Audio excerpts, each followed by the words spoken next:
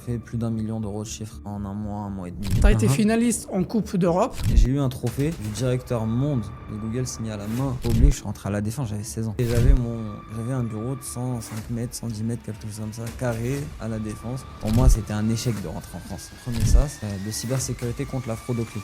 Tu as cité LVMH, Total. Comment tu as réussi à signer ces contrats-là?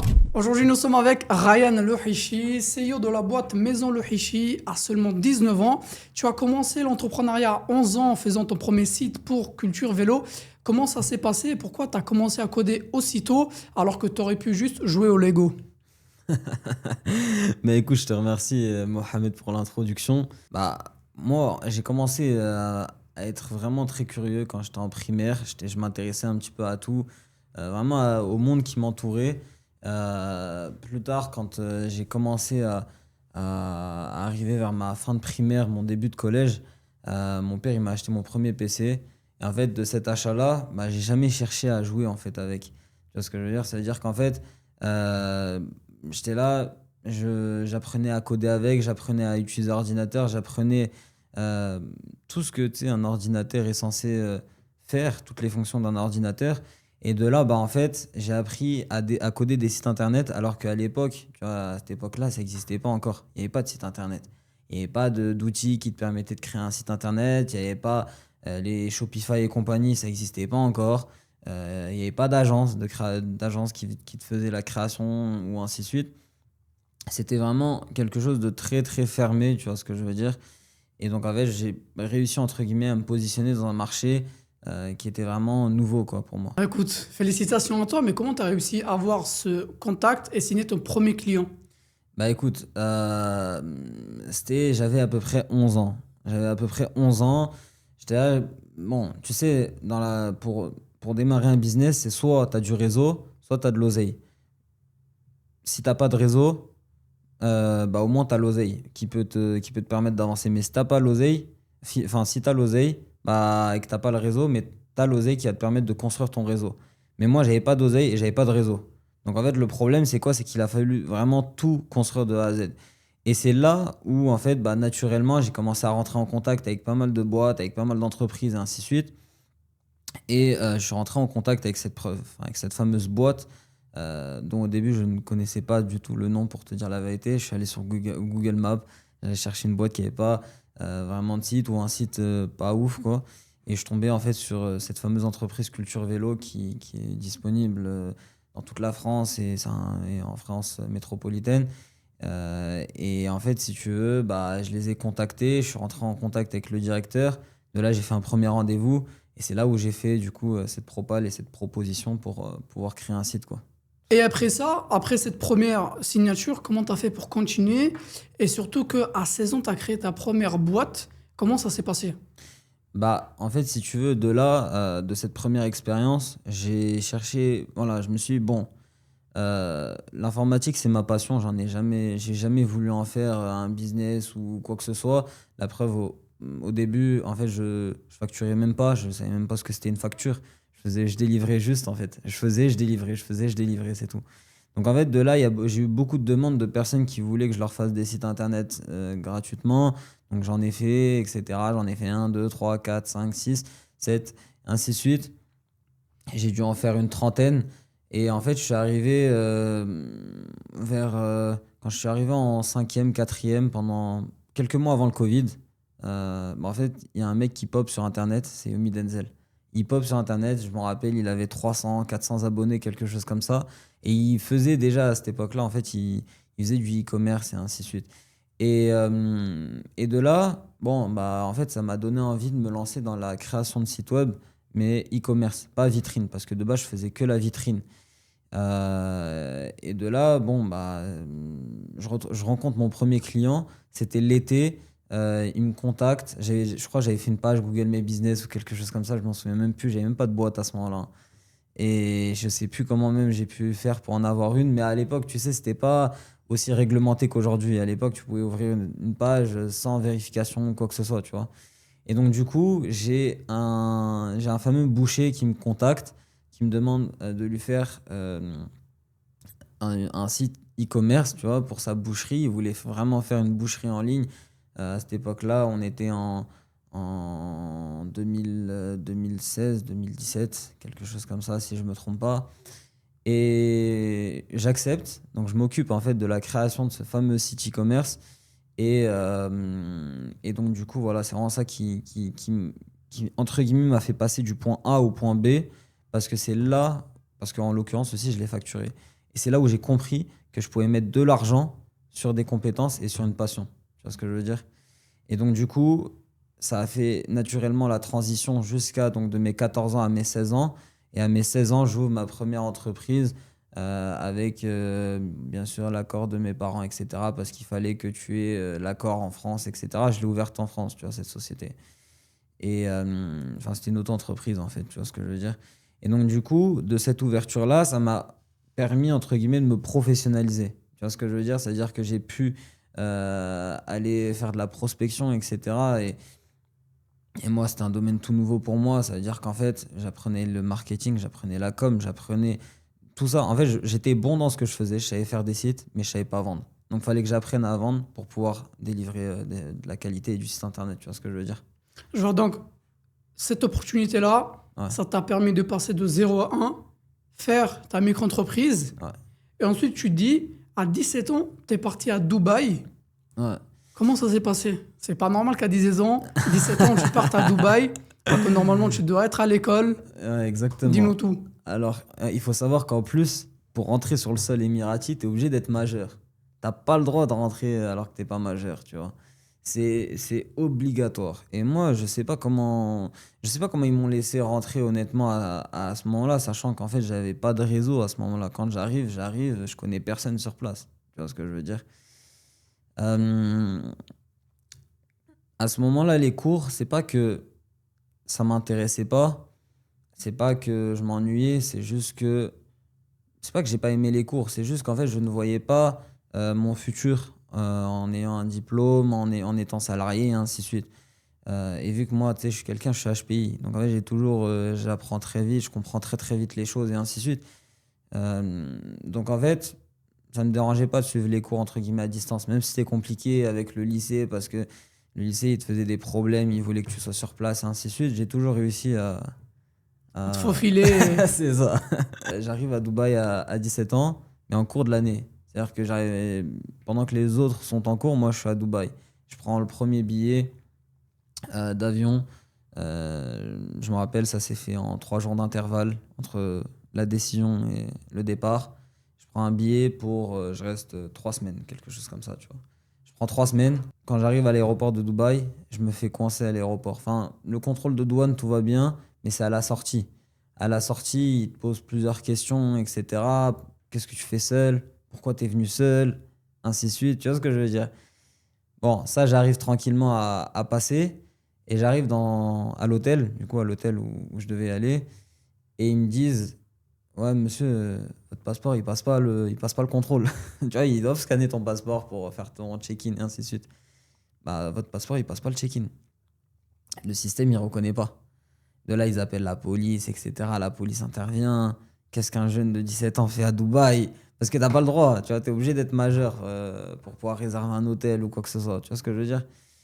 Et de là, s'ensuit allez, une petite heure de discussion entre la police, entre mon père, entre les gars de l'hôtel et ainsi de suite. Et je sais pas comment ils ont fait, mais ils ont réussi en fait à camoufler le truc sur leur système. Et du coup, je fais bien ma première nuit à Dubaï à 17 ans. Et après, voilà, quoi, tout simplement. Donc l'aventure, elle a commencé avec ce petit problème. Mais ensuite, c'était quoi ton objectif d'être à Dubaï? Honnêtement, l'objectif, c'est de développer du réseau, ça c'est le premier point, être beaucoup plus productif. Et donc, du coup, dans ce cas-là, développer plus de compétences. C'était vraiment ça l'idée. Faut savoir que je suis parti pour 3 semaines, mais après, j'ai prolongé. J'ai prolongé une première fois et j'ai reprolongé après. En tout, j'ai dû rester 2 mois et demi, 3 mois, quelque chose comme ça. Tu vois? Et en fait, ça m'a appris pas mal de choses. J'ai fait un réseau énorme, tu vois, j'ai connu pas mal, énormément de personnes. Ça m'a permis d'apprendre plusieurs stratégies bases dans le marketing parce que j'ai connu des mecs dans le marketing qui étaient très très puissants. Et tu sais, Dubaï, c'est une ville qui va très vite. C'est une ville de requins. C'est une ville qui va très très très très vite. Donc si t'es pas à l'affût, on peut te grailler très très facilement. Tu vois ce que je veux dire? Donc, donc on va dire que vraiment ça a été ouais, le passage de 0 à 1 parce que ça m'a appris pas mal de compétences, ça m'a appris enfin, en réalité comment bosser, comment faire du business. C'est là où j'ai appris le business parce que avant c'était encore artisanal, tu vois ce que je veux dire? Et c'est là où tu as pu avoir assez de contacts pour scaler ton projet, avoir plus de clients. Alors, quand je suis arrivé à Dubaï, j'avais déjà ma boîte qui tournait, etc. Tu vois, j'avais déjà des clients que je facturais, ainsi de suite.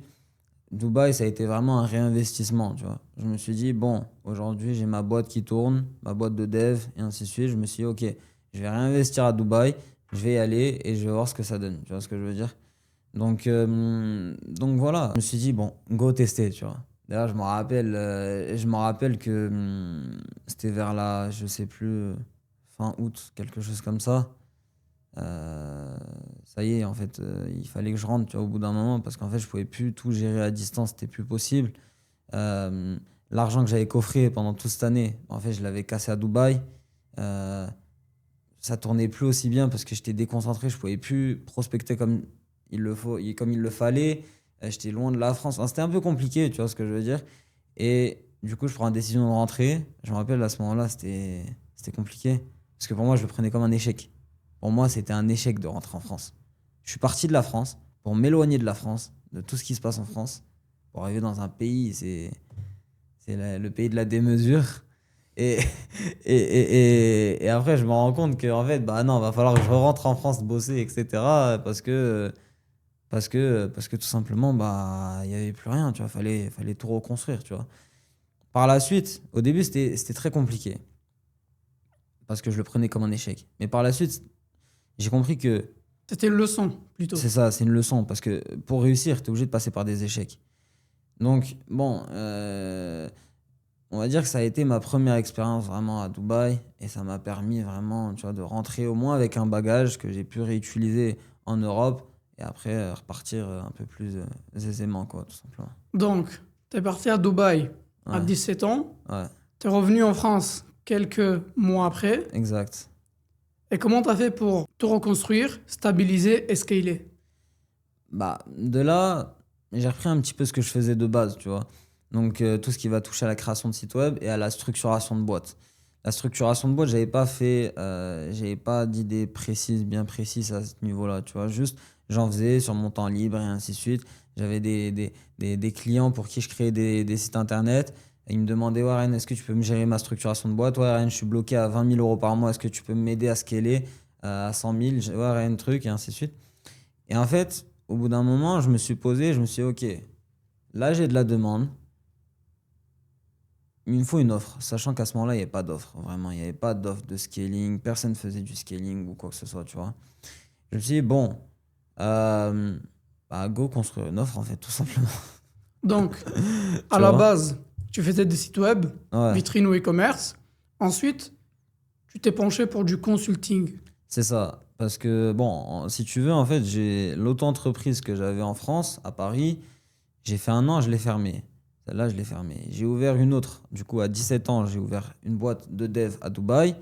Et sur cette boîte de dev-là, donc je manageais, en fait, si tu veux, mes deux offres. D'un côté, la partie dev et d'un côté, la partie consulting.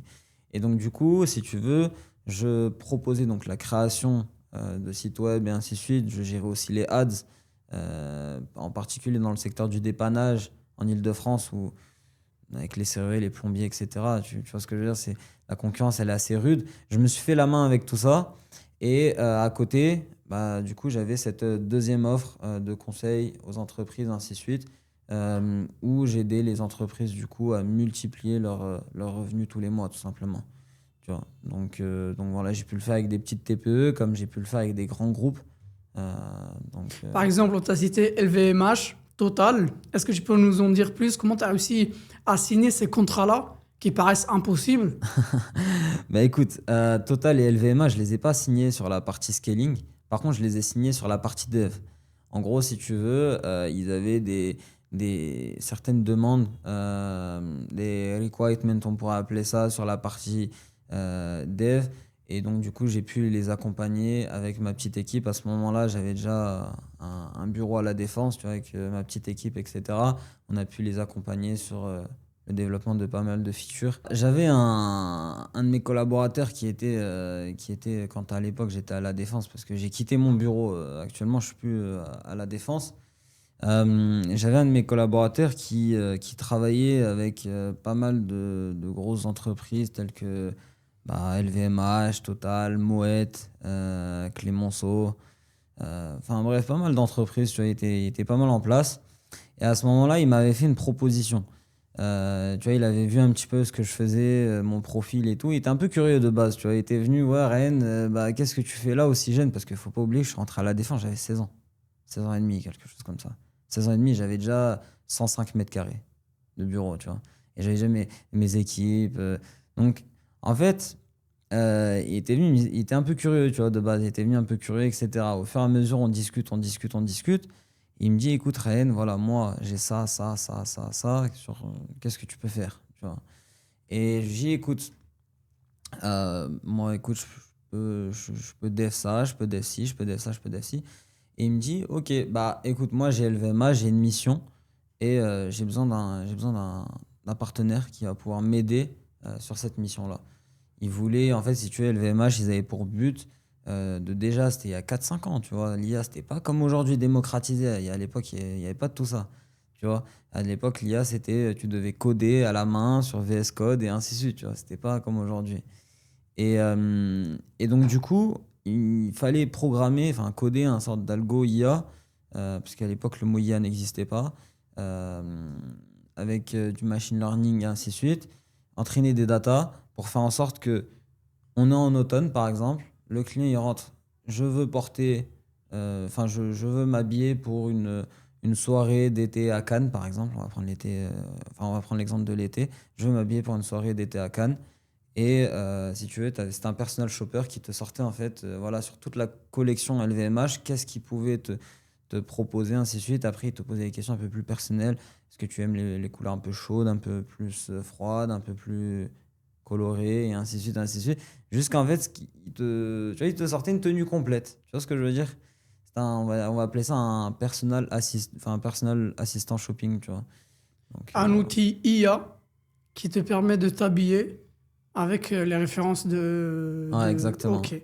Ok, c'est Exactement. très intéressant. Franchement, c'est pas donné de faire ça à cet âge-là. Pour revenir sur tes saisons, tu as été Uhum, finaliste en Coupe d'Europe dans une compétition de développeurs. uhum. Est-ce que tu veux en parler? Ah, bien sûr. On va dire que ça a été game changer, tu vois. Parce qu'en fait, c'est ça qui m'a ouvert tout le réseau. Tout le réseau que j'ai aujourd'hui, c'est en partie grâce à ça, tu vois. Et si je suis resté à peu près 3 ans à la Défense, c'est grâce à ça aussi, tu vois. À l'époque, je sais pas, tu sais, j'étais un peu très curieux, comme je dis, très très curieux. Je m'inscrivais un peu partout à tous les événements de networking qu'il y avait. Dès qu'il y avait quelque chose, j'essayais de m'inscrire. Enfin, j'allais un peu partout, tu vois. Je faisais un peu de tout. Et je sais pas comment, honnêtement, mais du jour au lendemain, j'ai reçu un courrier dans la boîte aux lettres en France, tu vois. Je reçois un courrier. C'est un courrier de l'organisation qui organise en fait un championnat mondial d'informatique. Et je me dis, mais attends, c'est pas possible. C'est quoi ce délire? Et en fait, et c'était marqué, tu sais, à l'époque, j'ai encore mon auto-entreprise, c'était marqué le nom de mon auto-entreprise, que je représentais mon auto-entreprise, nom, prénom, Ryan Louchi, ainsi de suite, ainsi de suite. Je dis ok, je contacte la personne, tu sais, il y avait un manager, il y a le numéro d'un manager sur la lettre, je le contacte, là, j'arrivais pas trop à y croire, je comprenais pas trop ce que c'était en fait, tu vois. Il me dit que voilà, il m'explique pas réellement, mais il me dit que tu serais un profil intéressant, viens, tu vois. De là, je viens, je m'apprête, etc. Tout ce qu'il faut, j'arrive, c'était porte de Versailles, tu sais, la grande place, la porte de Versailles, etc. J'arrive là-bas, il y a les drapeaux du monde entier, drapeaux du monde entier, des visiteurs à fond. C'est quoi ça? Tu vois ce que je veux dire? Et les personnes, tu sais, ils sont venus en groupe. Ils sont venus, en fait, ils sont venus par société, par regroupement de sociétés. Il y avait Société Générale, Total, il y avait les développeurs de Paribas, il y avait beaucoup, beaucoup de compagnies, tu vois, du monde entier qui venaient du monde entier. Il y avait Meta, il y avait Google, il y avait tout le monde. Tu vois, tout le monde était là. Et moi, j'étais avec ma petite. Moi, je représentais mon auto-entreprise, j'étais tout seul. Je me représentais tout seul. Il y avait des épreuves de code et ainsi de suite, tu vois. Concrètement, comment, par exemple, c'était des épreuves de rapidité. Tu avais un problème en code, tu devais coder un code pour résoudre ce problème-là. Tu vois. Et en fait, enfin, c'était chronométré et après, il y avait un classement qui était fait, ainsi de suite. Et je passe la phase de groupe, je passe la phase de les huitièmes de finale, les quarts de finale, les demi-finales. Et je m'arrête aux demi-finales. C'est déjà un très beau parcours. Bah, en fait, si tu veux, pour passer en finale, fallait être dans le top 60. Sachant qu'il y avait de base, si je me trompe pas, je sais plus, mais parce qu'ils avaient déjà fait des pré-qualifs en ligne, ils devaient avoir 360 ou 380 000 participants, je sais plus, quelque chose comme ça, tu vois. Pour passer en finale, fallait être dans le top 60. C'était le top 60, ils s'affrontaient en finale, il y avait le chèque à gagner, etc. C'était incroyable. Et c'est passé, du coup, oui, c'est passé à M6, c'était passé sur TF1 en direct, c'est passé à BFM TV. C'était passé un peu partout à ce moment-là. Et, euh, et je finis en 61e. 61e. Ouais. Et le classement, Européen ou mondial? non, mondial. Mondial. Et le classement, il est. Je me rappelle, je l'ai pris en photo direct, je l'ai posté, etc. C'est sur Google Images, je peux retrouver, etc. Je me dis, bon, j'ai un peu la haine parce que j'aurais bien aimé aller en finale. Ce qui est normal. Et en plus, c'était une place, ça se jouait à une place. Mais bon, après, c'est comme ça. De là, il y a ça. De là, je fais la Coupe d'Europe. Tu vois, Coupe d'Europe, un peu pareil. Tu vois, par contre, c'était un peu plus différent. C'était un peu plus différent. Là, c'était vraiment des preuves de rapidité. Il fallait trouver des solutions à des problèmes. La Coupe d'Europe, en fait, bon, on passe les épreuves d'élimination. Tout ça, on s'en fout. Moi, je te parle vraiment de la finale. Tu vois, la finale, c'est le plus croustillant. On arrive à la finale. Et la finale, en fait, si tu veux, c'est un travail de. Il faut que tu montes un projet. Tu as une après-midi. En une après-midi, tu dois monter un projet en intégrant un peu de Web3. Tu vois. Sauf que le Web3, c'est pas ma spé du tout. Moi, c'est le Web2. Moi, je touche le Web2. Le Web3, c'est pas ma spé, tu vois, honnêtement. Et quand ils disent ça, je me dis, c'est compliqué. Honnêtement, c'est compliqué. Je suis là, je réfléchis. Comment est-ce que je vais pouvoir réussir à faire quelque chose comme ça, tu vois. Je suis là, 1 heure pas. Il y avait 4h30, je crois, si je me trompe pas, d'épreuve. Et au bout des 4h30, il fallait faire la présentation. Je suis là, je réfléchis. Je me dis, je vais faire une banque. Je vais faire une banque décentralisée. Et c'est là où je crée le premier prototype de banque décentralisée, tu vois, branché avec des smart contracts sur la blockchain, etc. Tu pouvais envoyer de l'argent, recevoir de l'argent de manière totalement anonyme, cryptée dans la blockchain, tu vois. Et je monte ce premier projet et je finis en finale de Coupe d'Europe, en fait, tout simplement. Tu vois. Je ne gagne pas la Coupe d'Europe. Je suis finaliste. Ok. Et c'est ça qui t'a permis de te lancer vraiment dans ce projet de codage. Exactement. Parce que juste après ça, ils font ce qu'on appelle la Talent Fair. La Talent Fair, c'est un peu l'équivalent du Ballon d'Or, si tu veux, du business d'informatique, on va dire ça comme ça, tu vois.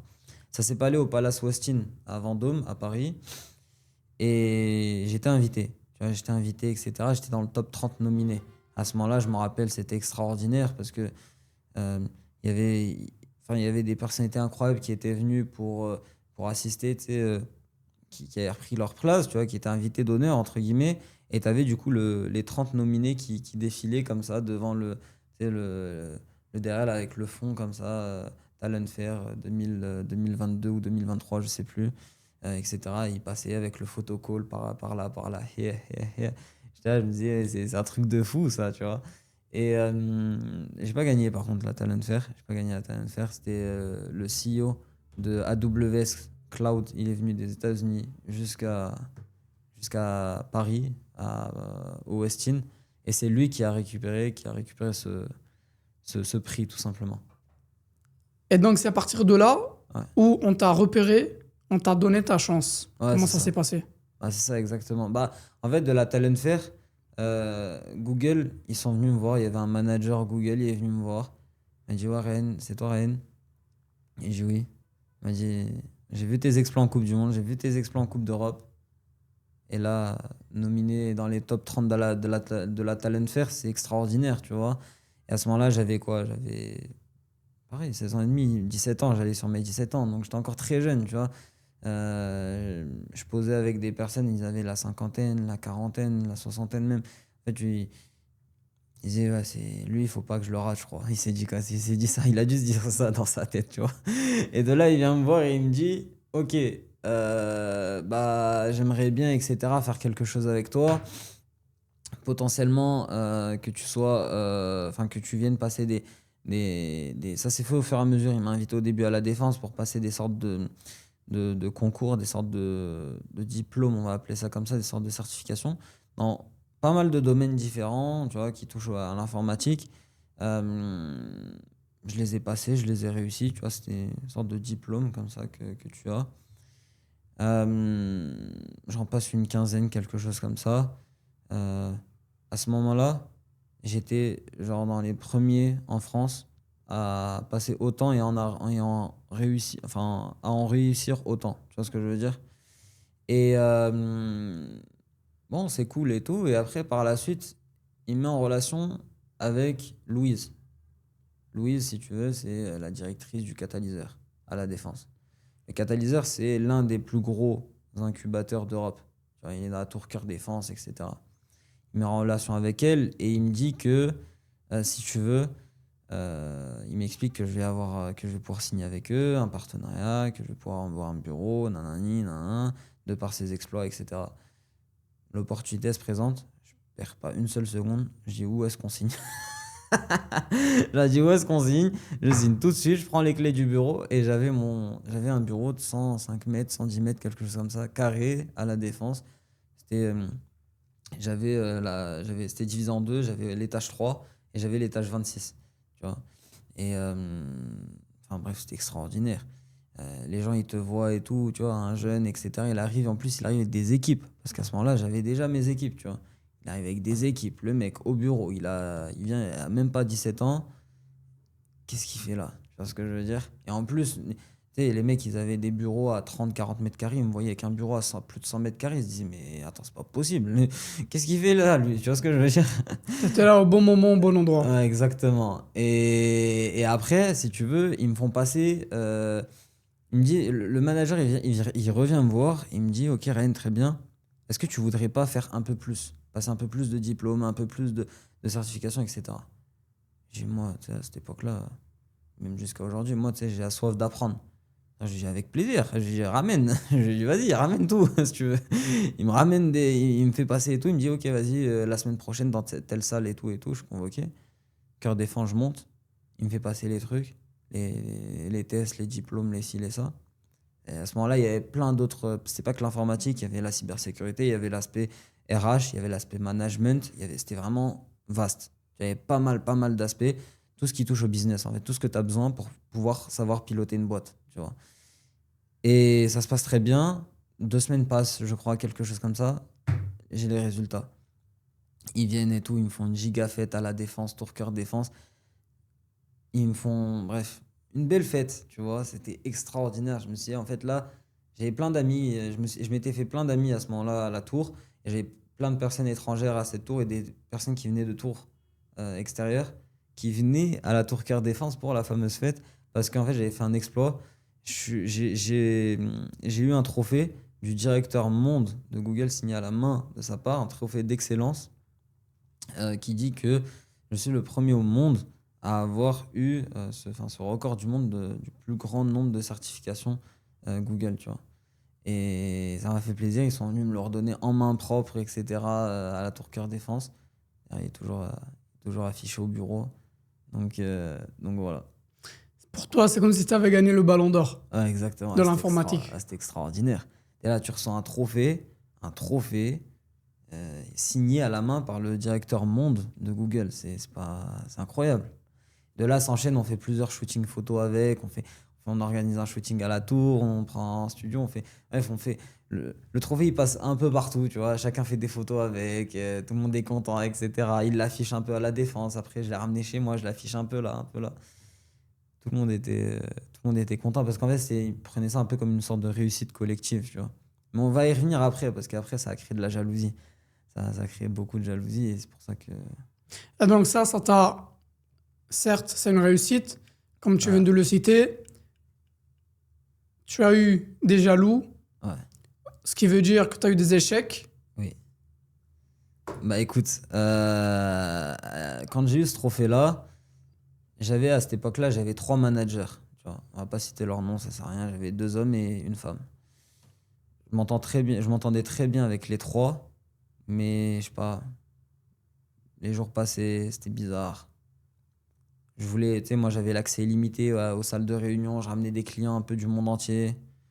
Dans mon bureau, j'ai fait rentrer Zara, j'ai fait rentrer le président d'Audemars, j'ai fait rentrer le mec qui a conçu les dessins de Rolex. J'ai ramené du monde dans mon bureau, tu vois, j'ai ramené du monde. Et je sais pas, du jour au lendemain, les mecs, tu vois, genre, je les appelle pour leur dire ouais, est-ce que vous pouvez me booker telle salle de réunion et tout, est-ce que vous pouvez me la préparer, etc. Les mecs, ils sont bizarres. Ils veulent plus me les donner, tu vois. Je me dis, mais c'est quoi ce délire? Moi, je suis là, normalement, j'ai accès à toutes les salles, ou quand je veux, à n'importe quel moment, et les mecs, ils me disent, non, finalement, vas-y, c'est fini. Je dis, mais c'est pas possible. Et là, après, s'ensuit tu sais, un jeu du chat et de la souris, tu sais, avec Louise, la directrice, où moi, je rapporte tout ce qui se passe. Et eux, qui font les mecs sympas devant Louise, mais derrière moi, ils font des trucs bizarres. J'ai dit, bon, ici, c'est pas. C'est bizarre. Tu sais, ils font les mecs un peu. C'est bizarre, c'est space, tu vois. Je me suis dit, quoi, du jour au lendemain, en plus, après, à ce moment-là, bref, un petit souci de vol sur place. Si ça y est, c'est bon. Ça a goutte de trop qui a fait que je suis parti de la défense. Je suis parti de la défense, je me suis dit de toute façon, concrètement, la défense pour moi c'était juste un pont. C'était un pont entre l'artisanal que je faisais entre guillemets chez moi et le vrai business qui est, qui est le vrai business, tu vois, que tu vas fréquenter les hommes d'affaires, les ci, les ça. Mais je me suis dit, pour pouvoir faire cette transition-là entre l'artisanal et les grands hommes politiques et les grands hommes d'affaires, tu es obligé de passer par la défense. Tu vois. Et à la défense, c'est là où j'ai connu du monde. J'ai amassé, entre guillemets, en étant très humble, j'ai amassé les trophées, les certifications.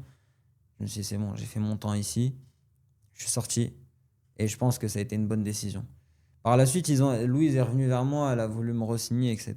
Et pas que elle, plusieurs personnes ont voulu, ont voulu que je prolonge tout simplement en fait là-bas. Sauf qu'ils voulaient me faire un contrat à vie, ils voulaient me bloquer. Et moi, c'est mort, tu me bloques pas.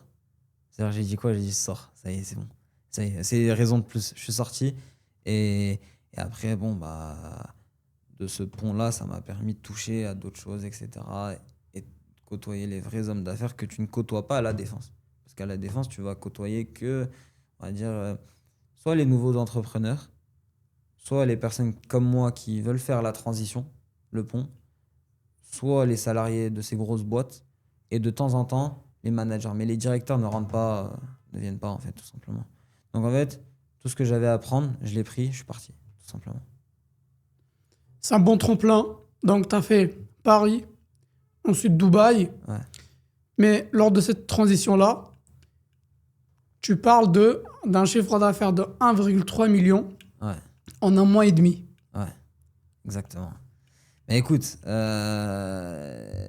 je l'ai fait avant d'aller à Dubaï. Ça s'est passé avant. Comment? Pourquoi? Ça s'est même passé avant, j'avais même pas encore de boîte à ce moment-là, pour te dire. À ce moment-là, je devais avoir quoi, 14 ans, quelque chose comme ça. Je me suis associé avec un gars, c'était un mec de Cannes, quelque chose comme ça. Tu été vers les environs de Cannes, Nice, un truc comme ça. Et c'était un mec il faisait un peu, tu sais, les ads. Il faisait les ads pour le dépannage à Lyon, en Île-de-France, et ainsi de suite, tu vois. Et il faut savoir que à ce moment-là en particulier, bon là ça commence un peu à se calmer, mais bon, c'est toujours présent, mais à ce moment-là c'était vraiment grave, tu vois. Il y avait en fait la fraude au clic sur Google Ads, tu vois. Et la fraude au clic, c'est quelque chose de très problématique parce qu'en fait, un serrurier, il peut mettre. Il y avait plein de magouilles. En fait, il y avait des trucs, tu mets ta carte bleue, mais t'es pas débité, donc Google te débite pas. Donc tu peux faire de la pub en illimité. Ça fait gonfler les coûts par clic. Aujourd'hui, les coûts par clic, bon, ça fait 1 an ou 2 que j'ai pas regardé, mais il y a 2 ans, les coûts par clic, c'était minimum 150 € le clic. Tu vois, pour faire de la pub, c'était extraordinaire. Et en fait, le truc, c'est quoi? C'est que vu que c'est un domaine de requin et qu'il y a beaucoup, beaucoup d'argent à se faire, mais en fait, les gars, ils n'hésitent pas à employer à travailler avec des sociétés, on va dire, de robots, de bots, pour pouvoir en fait faire en sorte que eux cliquent sur ta campagne, qu'ils épuisent ton budget de la journée et que du coup, tu passes de premier à on ne voit plus, tu vois, parce que tu n'as plus de budget. Et donc de là, j'ai monté la première solution, le premier SaaS, c'était mon premier SaaS, de cybersécurité contre la fraude au clic. Tu vois. Donc c'était un outil qu'on vendait 800 € le mois, tu vois, c'était des licences qu'on vendait à tous les artisans de France. Et à ce moment-là, j'avais monté tout un réseau de commerciaux et ainsi de suite, et ainsi de suite. Tu vois, vraiment, j'avais fait les choses bien. Moi, personnellement, j'allais prospecter les gars, etc. Tu vois. Et, ouais, on bombarde, on bombarde, on bombarde. Et on fait plus d'1 million € de chiffre en 1 mois et demi, même pas. Tu vois. Je me dis, c'est extraordinaire, sachant que j'ai même pas encore de boîte, parce que tout était encaissé sur la boîte de mon associé, tu vois, à cette époque-là. Et, tu sais, quand tu fais ces sommes-là, en vient la question de qu'est-ce qu'on en fait, qui prend quoi, combien, et ainsi de suite. Et le mec, bah, tu sais, au début, il voulait me payer des miettes, entre guillemets. Je dis, mais attends, c'est moi qui a fait. Et moi, comme je dis, au début, j'avais pas cette notion de facturation, etc. Je connaissais pas tout ça, je connaissais pas. Le business, je l'ai appris plus tard, je connaissais pas. Moi, c'était la passion qui parlait, tu vois. Et, donc, du coup, on vient à cette question-là. Le mec, il voulait me payer des miettes. Moi, je refuse. Euh, et quand je refuse, bah, le mec, il a pas cherché à comprendre. Il a pris un hélicoptère et il est parti à Monaco. À un moment, il répond plus, il répond plus. Au bout d'un mois, il me dit, Warren, dès que je rentre de Monaco, je t'appelle et on gère ça. Et il est jamais rentré. Et il est jamais rentré. Donc bon, on va dire que c'était ma première vraie expérience, tu vois. Mais ça m'a aussi montré que faire de l'oseille, c'est facile. Tu comprends? Mais le gérer C'est autre chose. et travailler avec les bonnes personnes, C'est autre c'est chose. pas pareil. Ah, c'est pas pareil. Mais en tout cas, de l'oseille, il y en a. Et de l'oseille dans le monde, il y en a beaucoup. Il y a beaucoup d'oseille dans ce monde. Il faut juste être smart et bien réfléchir, voir les opportunités, c'est tout. Mais de l'oseille, ça court. Et beaucoup de personnes disent qu'il n'y a pas d'oseille dans ce monde. C'est faux. C'est juste qu'ils sont pas smart. De l'oseille, si tu es un minimum intelligent et un minimum smart, de l'oseille, il y en a de partout. À chaque coin de rue, il y a de l'oseille. Tu peux faire de l'oseille de partout. Vraiment. Il faut juste bien réfléchir. Bien réfléchir, mettre les bons process et côtoyer les bonnes personnes, c'est tout. Si tu réunis ces 3 choses-là, de l'oseille, tu vas en faire. Il y a un concept qui est assez simple. Tu viens, le principe du business, c'est quoi? C'est, t'as un problème, je t'apporte la solution, tu me payes. C'est tout. C'est simple à dire, mais pourtant, Ouais, bien sûr. Non, mais à ce moment-là, tu sais, t'as 14 ans, tu connais pas tout ça. Moi, je te parle d'aujourd'hui, je te parle de... Mais à 14 ans, t'as pas la notion de... Tu peux pas te protéger, j'avais pas d'avocat, tu peux pas te protéger avec les avocats, t'as pas de comptable, t'as rien de tout ça. Et là, tu fais les choses artisanalement. C'est pour ça que je dis bien, le pont à la défense, ça m'a permis de faire un réseau d'avocats, un réseau de comptables, un réseau de fiscalistes, et ainsi de suite, que de là, ce tremplin qui m'a permis d'aujourd'hui de côtoyer des hommes d'affaires et des hommes politiques. donc, t'as fait Paris, Ouais, ensuite, t'as quitté la défense, t'es parti à Dubaï. ouais. On va dire que c'est une leçon, t'es revenu en France, t'es reparti de zéro, Ah, c'est et ça. tu t'arrêtes pas, tu vas à Londres. Exactement. Comment ça se fait? Bah écoute, à ce moment-là, je ferme ma boîte, comme je t'ai dit, en France. La boîte en France, je la ferme. Par souci de fiscalité, etc. Je voulais pas continuer en France. Je pars à Londres. Je me dis, à Londres, il y a un peu plus, je pense, de business à faire. Londres, c'est connu pour les affaires. Je me dis, j'aurais peut-être un peu plus de chance là-bas, etc. J'ouvre ma première boîte à Londres. Je me branche sur un peu, tu sais, les centres de formation. Je fais un peu de formation, etc. Je forme un peu les personnes au domaine du marketing, du développement et ainsi de suite. Et je faisais, tu sais, les partenariats avec l'État, là, où ils te font les formations financées et ainsi de suite, tu vois. Et donc, du coup, de là, je me relance comme ça, tu vois, petit à petit, où j'encaisse l'argent à Londres et ainsi de suite. Voilà, Londres, c'était vraiment focus pour l'aspect dev et consulting, tu vois, mais le conseil sur le scaling des boîtes, tu vois. Ensuite, je suis parti à Dubaï, dès mes T'es 18 ans. reparti à Dubaï. Ouais, à mes Tu veux 18 pas ans. quitter Dubaï, hein? Je suis parti à Dubaï à mes 18 ans pile. Et de là, j'ai ouvert du coup ma toute première boîte à Dubaï. J'ouvre une boîte, etc. À ce moment-là, je me lance un peu dans la négoce internationale, etc. Tu vois. En particulier dans le domaine du pétrole, avec, on va dire, le royaume des Émirats, l'État du Qatar, et ainsi de suite. Et c'est là où, en fait, j'essaie de faire la transition entre l'informatique de base et un peu le vrai business, tu vois. Le vrai business qui va être les relations que tu vas avoir avec des différents hommes d'État, des hommes politiques, des hommes d'affaires, etc. Tu vois. Donc vraiment, la société à Dubaï était vraiment focus négoce international, tu vois. Euh, et c'est de là où j'ai pu construire ce réseau-là, tu vois. Donc dans l'informatique, j'ai construit un réseau avec des dirigeants de boîtes et d'un côté, grâce à la société que j'ai à Dubaï, de négoce international, j'ai construit un réseau un peu plus gros avec du coup ces hommes politiques et ces hommes d'État, tu vois. Donc voilà. Et aujourd'hui, ce qui fait que bah, je peux bénéficier des deux parce que j'ai cet aspect-là de réseau, enfin j'ai ce réseau-là et j'ai l'autre réseau aussi à Dubaï que je peux assembler. Donc aujourd'hui, CEO à 19 ans dans plusieurs pays, donc Dubaï, Londres. Exact. Tu es revenu à Dubaï et aujourd'hui, tu te lances encore dans le SaaS Ouais, en faisant ta plateforme Sahla. exactement. Bah, en fait, si tu veux, je me suis associé avec un bon ami. On s'entendait bien, on était à peu près sur la même longueur d'onde. Et je lui ai parlé d'un jour, enfin, je lui ai parlé d'un jour de la compta et de la fiscalité à Dubaï. Parce qu'à Dubaï,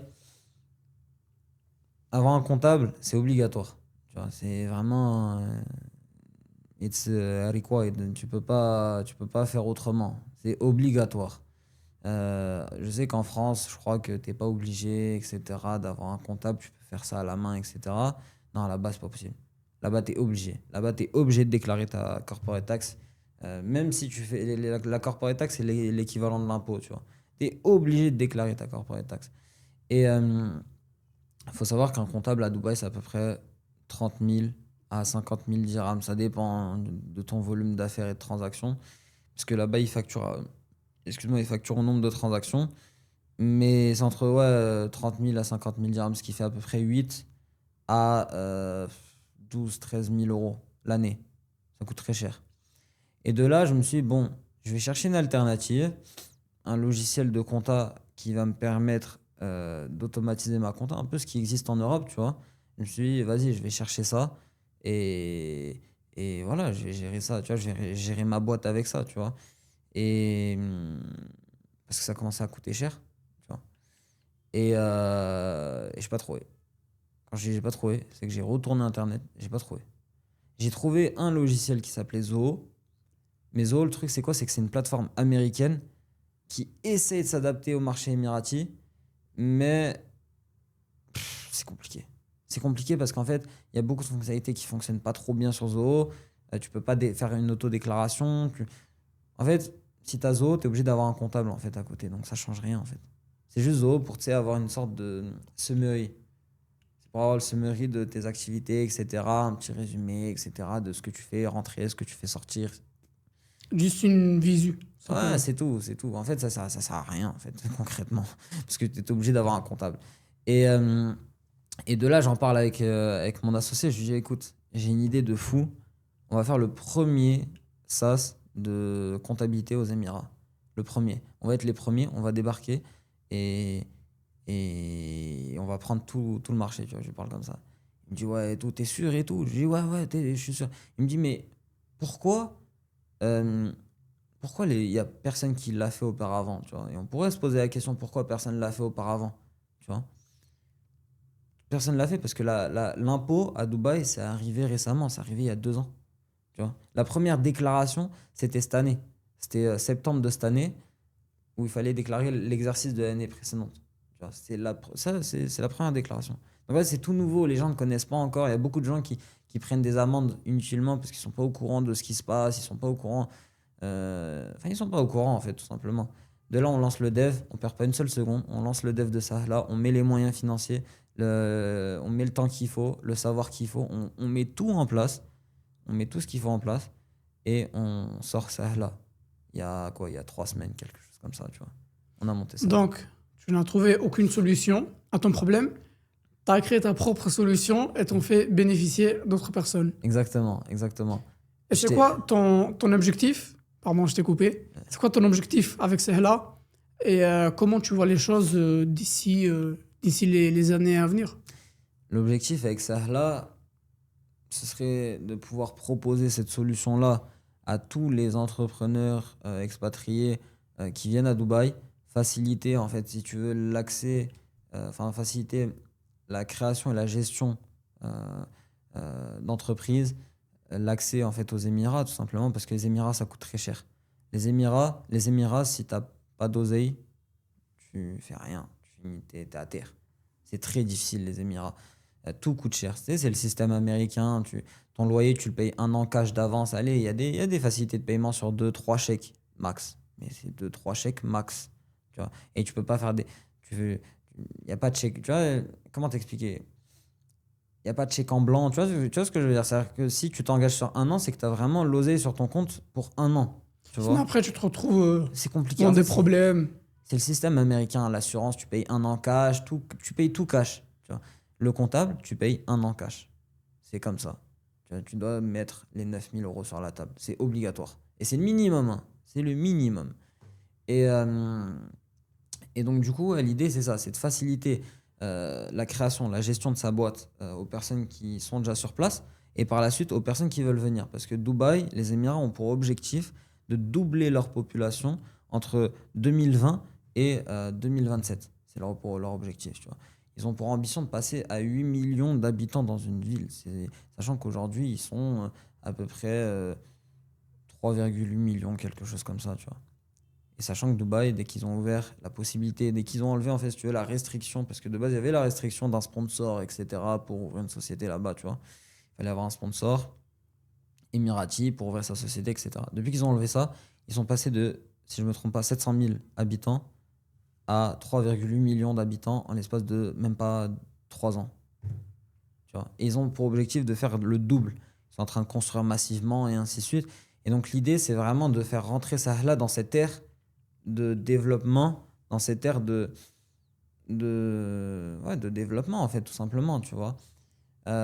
Aujourd'hui, ce qu'on propose, c'est que tu peux venir, tu peux drop tes factures in, tes factures out, tes deductible expenses, ça te calcule automatiquement ta corporate tax, donc ton impôt à 9%, si tu es éligible ou non, parce que pas tout le monde n'est éligible, et ta VAT, pareil si tu es éligible ou non, ta TVA en gros, c'est 5% aux Émirats.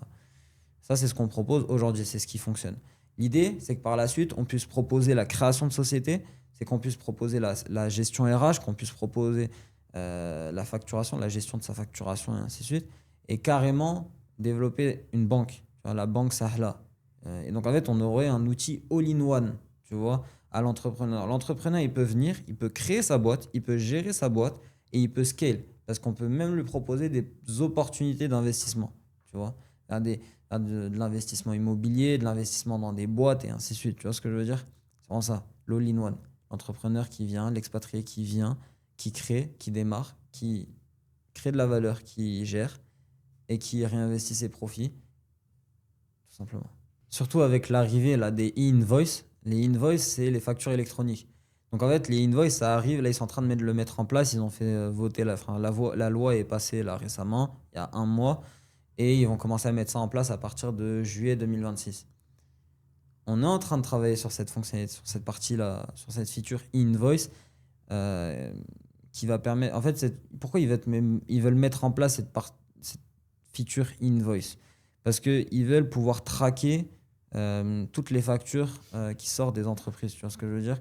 Donc en fait, dès que tu envoies une facture à un client, il faut que la facture soit automatiquement envoyée à l'État, au gouvernement, à la Federal Tax Authority.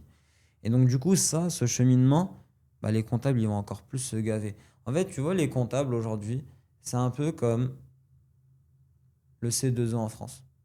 C'est pareil. Tu vois, tu te rappelles l'Eldorado là, du C2E en France où il y avait l'isolation à 1 euro, les panneaux solaires à 1 euro, les ci, les ça, tout était à 1 euro. Tu te rappelles de ça avec les aides de l'État et tout et tout. Et ils en ont tous profité, etc. Bref, les boîtes de bâtiments, etc. Mais c'est un peu la même chose. C'est que les comptables aujourd'hui à Dubaï, pour eux, ils se disent c'est l'Eldorado parce qu'il y a vu qu'il n'y a pas de solution et vu que les mecs ils sont en galère et vu que les mecs ils ont aussi de l'oseille à mettre, tu vois, faut pas oublier.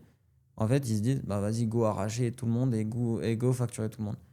Tu vois. Et nous l'idée, c'est pas de faire la guerre au comptable, c'est de bosser avec le comptable. Ça faut pas le Les négliger. facilités pour tout le monde, que ce Facilité soit pour tout le monde. l'entrepreneur et le Facile. comptable. Exactement, facilité pour tout le monde. Comment tu te vois d'ici un an avec Sahla? Qui est-ce que tu vises et comment tu comptes scaler ce projet?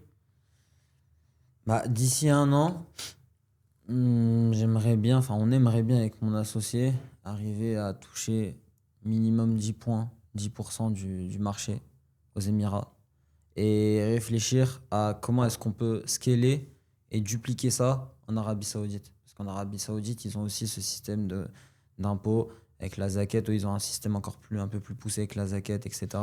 Pousser ça au Qatar. Et ainsi, j'ai commencé à réfléchir à l'international. J'aimerais vraiment bien mettre ça en place, tu vois, vraiment mettre ça en place au Moyen-Orient parce que ça n'existe pas, tout simplement, et ça vient de sortir, tu vois, ça vient profiter en fait de cette vague, profiter de l'opportunité au Moyen-Orient, et puis voilà, en termes de chiffres, on aimerait bien viser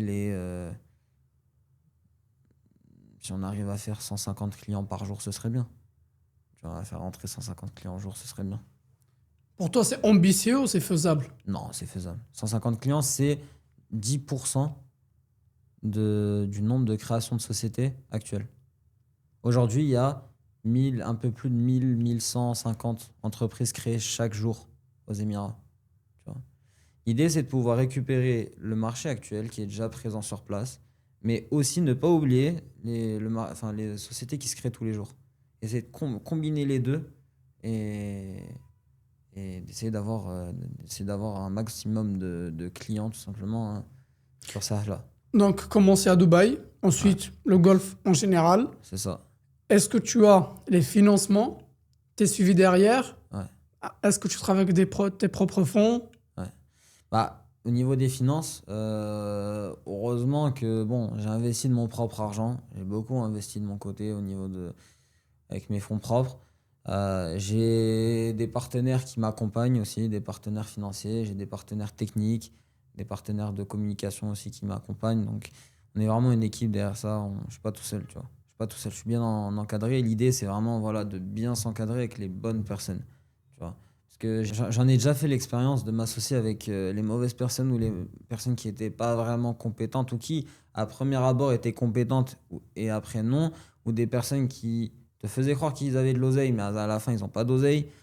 Et en fait, c'est là où j'ai pris cette décision dans ma vie de me dire, ok, plus jamais de ma vie, je m'associerai avec un mec, un, qui a pas d'oseille, parce que c'est compliqué, deux, avec un mec qui a pas de savoir. Parce que le mec qui s'associe avec moi, soit il a du savoir à m'apporter, soit il a quelque chose à m'apporter en Il a de plus. l'argent, tout simplement, Oui, après, pour te financer.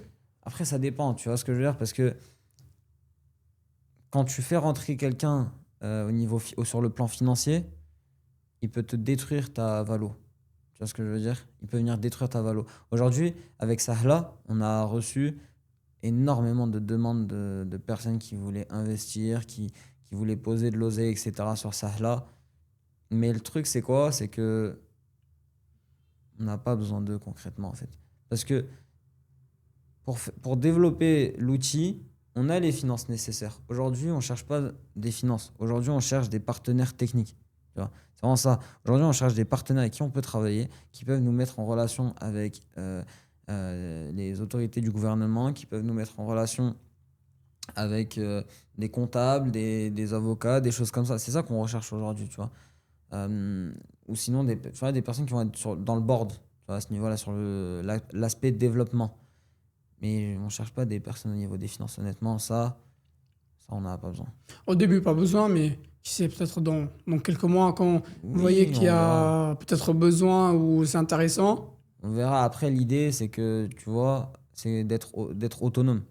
Tu vois. Aujourd'hui, on a investi notre propre argent sur ça là. Tu vois, on a investi notre propre argent. Euh, L'idée, ça va être de démarrer comme ça. Et après, tu sais, au fur et à mesure, quand tu fais 100, 200 clients, 300 clients, en fait, tu as les finances nécessaires pour réinvestir sur ton dev. Et en fait, tu n'as pas besoin en fait, d'aller lever de la dette. Tu vas lever de la dette si tu n'as vraiment pas de quoi démarrer. Mais nous on a eu de quoi démarrer. Et c'est ce qui a permis, du coup, de mettre un premier pied dans la compta à Dubaï, quoi. Tu vois. Ce qui est incroyable, c'est qu'en fait, on vient reimaginer et, comment dire, améliorer une notion qui est vieille depuis des siècles, la comptabilité, parce que la comptabilité, ça fait des siècles que ça existe, tu vois. On vient digitaliser cet aspect-là de la compta qui, je sais pas, je trouve ça incroyable, tu vois. Bah écoute, félicitations pour tout ce parcours. C'est pas évident à 19 ans faire tout ça. Il y en aura beaucoup qui vont dire que tu mens, c'est trop beau pour être Ouais, c'est vrai. sûr, c'est sûr. Qu'est-ce que tu dis à ces gens-là? C'est sûr. Après, j'ai envie de te dire, ces personnes-là, Tu te casses pas trop la tête avec eux, quoi. non, honnêtement, j'ai pas de temps à perdre avec ces personnes-là. J'ai pas de temps à perdre. J'ai un objectif, je fonce tout droit. J'ai une vision, j'ai un objectif final, je fonce tout droit. Je regarde pas ce qui se passe autour. Je regarde pas. Et les mecs, généralement, qui critiquent, c'est qu'ils en ont rien à faire de leur vie. Donc, t'as vu, au lieu que. Enfin, j'ai envie de leur dire, au lieu d'aller critiquer, va bosser, mon frère. Tu vois ce que je veux dire? Tu vois ou pas? C'est-à-dire, moi, j'ai un objectif, je vais direct, je fonce tout droit. C'est-à-dire, je m'en fous. Et au contraire, Je regarde pas derrière les moi. jeunes de ton âge qui se voient peut-être un peu trop en retard, qu'est-ce que tu as à leur dire, tout simplement? Rien n'est jamais trop tard. Parce qu'en fait, tout est une question de prise de décision. Tu vois? C'est-à-dire que tu peux passer de A à B juste en une prise de décision. C'est pas, comment t'expliquer? C'est pas, moi, j'ai pas baigné dedans, jamais. J'ai pris une décision, j'avais une décision claire dans ma tête, je me suis dit, je vais faire ça, ça, ça. Le plan, c'est ça, ça, ça. On exécute le plan, c'est terminé. Tu as eu les opportunités, tu les as saisies. C'est tout. C'est tout. Et encore, les opportunités, je les ai pas eues. C'est moi qui allais les chercher. Je me suis battu pour aller chercher les opportunités. C'est pas tombé dessus comme ça sur moi, tu vois. J'ai dû me battre pour aller les chercher. Et c'est ça le truc. Mais ça vient d'une prise de décision. Si t'as pas. En fait, il faut avoir le déclic. Si on entend souvent, tu vois, les jeunes aujourd'hui, ils entendent tous. Ouais, dans tel podcast, il a dit truc. Dans tel podcast, il a dit ça, ça, ça, ça, ça. Tu vois ce que je veux dire? Sauf que le truc, c'est quoi? C'est que je sais pas, on l'enregistre, on l'entend, mais on l'applique pas. Tu vois? On l'applique pas. Et le truc, c'est qu'il y a une grande différence entre écouter et l'appliquer. C'est très, très important. Mais le jour où tu as le déclic de l'appliquer et de dire, OK, je vais faire ça, ça, ça, ça, ça, et je vais arriver là, et je vais mettre toutes les actions en place pour y arriver, tu vas réussir. Et les mecs, ils veulent arriver là, mais ils mettent pas les actions en place. C'est ça le problème. Tu vois ce que je veux dire? Tout part d'une prise de décision. Bah, écoute, c'est très clair. Merci à toi pour ce podcast. J'espère que ça va profiter à beaucoup de personnes. Et également pour tous ceux qui ne te connaissent pas, bah, voilà, ils vont pouvoir te suivre.